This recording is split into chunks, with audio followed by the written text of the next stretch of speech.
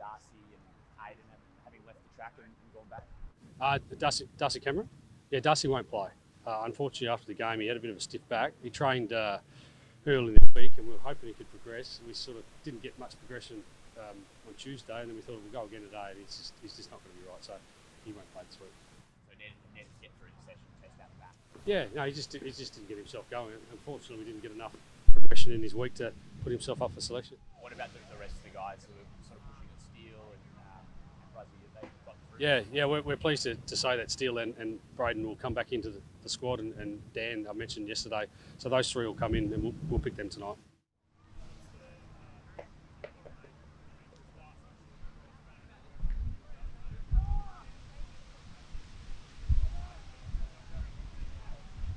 Yeah, well, Dan got minutes last week. The whole plan for him was to get some game time, and that's continuing this week. We just want to get him some continuity in his game. He's been out for a long time.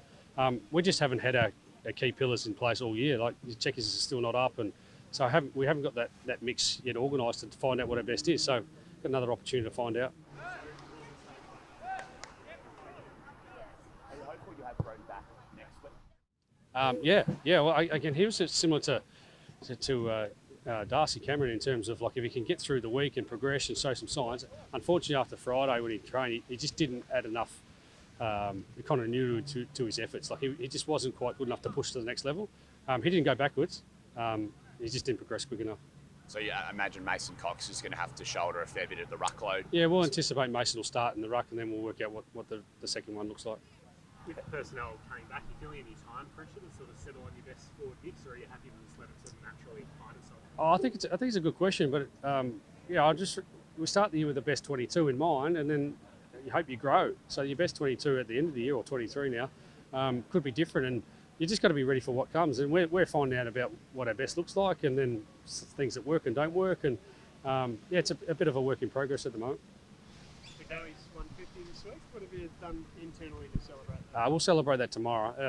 150 games is not easy to do in this game, and we want to reward that and celebrate it. It's been a great journey for Geordie for a footy club, and we'll acknowledge that tomorrow. Have you seen his season and his development into one of the top midfielders? Yeah, he's had 3 weeks off prior to last week, which sort of put a little bit of a comma on a great sentence, which has been his season. So we were really happy with his progression on and off the field, and we saw glimpses last week in the second half of a guy that just can really dominate the game, particularly around clearance. How big is it? Last month and a bit sort of, you mentioned I think a couple of times that your old boss, Damien Harvey, used to call it big boy month in July. Do you sort of feel like you're building momentum, or like, how do you sort of feel you? Oh, it's a critical time of the year. Like, it's windy, it could be wet on Saturday, and we played on the roof, and then we played up at the Gold Coast, which is a fast track, and this time of year becomes a bit more of dour, hard work, harder to get up in the morning. I'm setting the alarm twice to get out of bed, those sort of things. So, but I noticed you're in a nice warm jacket there too. You're feeling the cold. I've just come back from the Northern Hemisphere. I could tell. So this time of year, you got to step up, and we're no different to any other team. It's time to qualify, and some teams rise and some don't. So we want to be a team that rises right now. Saw big Sean Darcy had 54 hit-outs for Fremantle last week. Do you plan for him to win a fair chunk on Saturday? Yeah, it's a critical part of their game in particular. When they win clearance and they score well.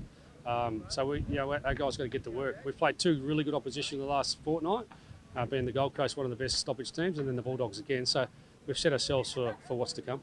Does Steele's return impact Jack Crisp at all? We saw him training in the white team today.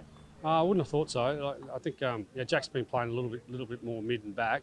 There'll be a reshuffling of some sort. Will Hoskin Elliott out is probably the obvious replacement for Steele.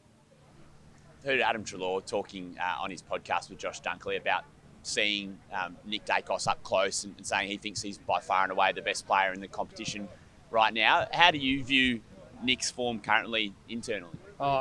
It's remarkable, really. Like, we get to see firsthand how he prepares. And then you get to see him, like even just today, doing some match play, decision making. This is really windy out here, tough conditions to execute. He just finds his space and the time, and then finds a uncontested mark that others wouldn't see. So no, we're in awe of him, as I'm sure others are watching, and we're really lucky to have him. So is he in the conversation? I know you don't want to make a headline, but is he in the conversation for the best player in the competition, as you said?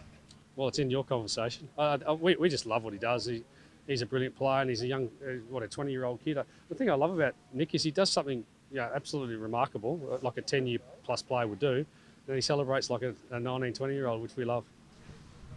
You've obviously played in a couple of seasons with a couple of Brownlow medalists. He's obviously at the top. I mean, it's a completely different discussion to trying to win games of footy, but does it sort of seep into the conversation around the locker room that potentially, if you see Nick around, just give him an extra I think Nick and Josh like giving each other the ball. I saw a stat the other day, they give the ball to each other the most out of anyone in the competition. But no, we actually don't even look at possessions. I honestly have not looked once at the possessions this year, individually, because it's not our measure. We play our part and do our job, and clearly Nick's going to be at the top of most of those because of the way he plays, and we like to give him the ball a lot.